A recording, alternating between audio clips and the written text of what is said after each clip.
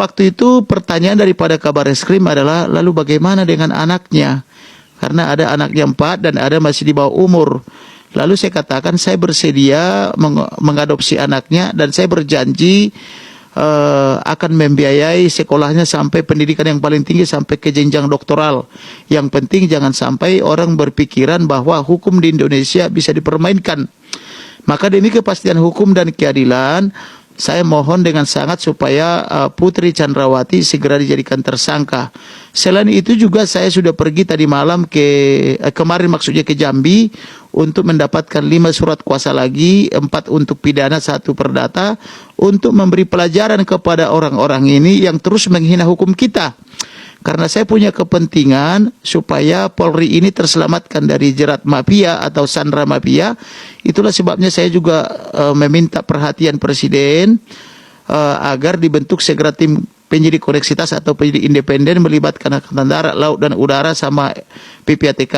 Tetapi sayang Presiden tidak begitu peduli, hanya mengatakan buka seterang-terangnya tanpa ada action yang nyata, sehingga kasihan institusi Polri di mana di kepolisian ini ada bekerja kurang lebih 427.000 sampai 430.000 Polri, tapi tersandra mereka itu menjadi buruk citranya hanya karena Presiden tidak mau membentuk tim penyidik independen. Perlu diketahui kenapa perlu tim penyidik independen ini, karena penyidik mulai dari perwira pertama, perwira menengah sampai perwira tinggi, mulai daripada bintang 1 sampai bintang 3, mereka sangat ketakutan. Kasihan mereka itu bekerja dengan sangat ketakutan.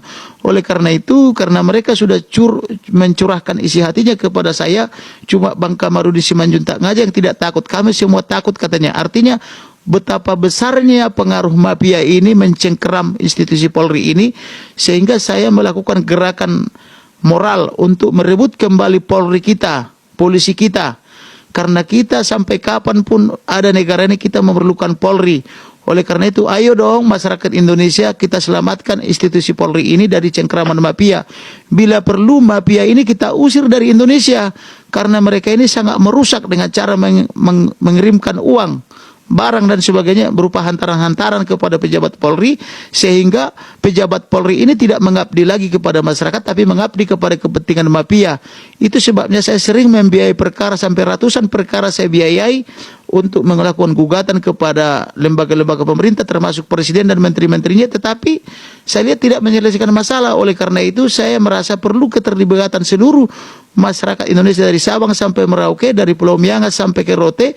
Ayo dong kita sama-sama kita selamatkan Polri, selamatkan lembaga-lembaga negara, karena inilah kejahatan daripada pemerintah atau government crime, atau inilah kejahatan organisasi atau organized crime, karena melibatkan Polri, Kompolnas, Komnas HAM, LPSK, Komnas Perempuan dan sebagainya. Oleh karena itu inilah waktunya untuk mereposisi Polri, jangan lagi dibawa kekuasaan politik, jangan lagi dibawa cengkeraman daripada mafia. Begitu kira-kira.